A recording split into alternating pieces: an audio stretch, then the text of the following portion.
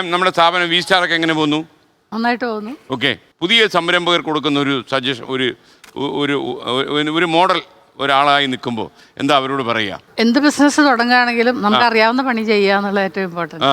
അറിയാത്ത പണിക്ക് പോകരുത്. അറിയാത്ത പണിക്ക് പോകരുത്.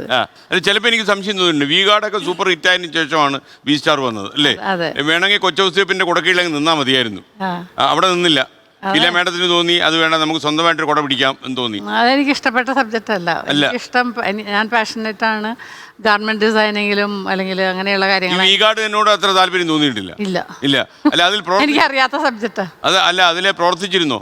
കുറച്ച് നാളെ ഞാൻ പോയിരുന്നു. എനിക്ക് ആവശ്യമായ 2 ഉപദേശമൊക്കെ കൊടുത്തോ? ഞാനവിടെ പോയില്ലെങ്കിൽ അതൊന്നും കൂടെ നന്നായിട്ട് നടക്കും തോന്നി. അങ്ങനെ തോന്നിയല്ലേ? അങ്ങനെ തോന്നി.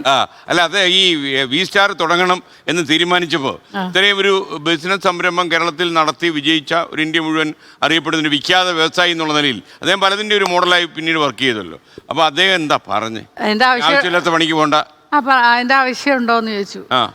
അതിന്റെ ബുദ്ധിമുട്ടുകൾ അറിയാഞ്ഞിട്ടാണ് പറഞ്ഞു.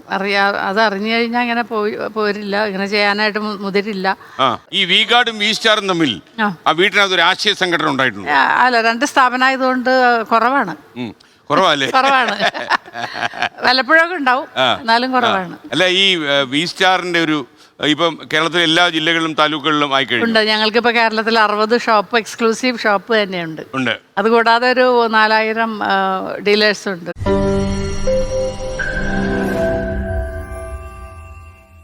ലോകത്തെവിടെയായാലും ഏത് സമയത്തും 24 വാർത്തകളും ഓഗ്മെന്റഡ് റിയാലിറ്റി പാക്കേജുകളും എക്സ്പ്ലെയിനറുകളും വിശദമായി കാണാൻ ഞങ്ങളുടെ യൂട്യൂബ് ചാനൽ നിങ്ങൾക്ക് സബ്സ്ക്രൈബ് ചെയ്യാം.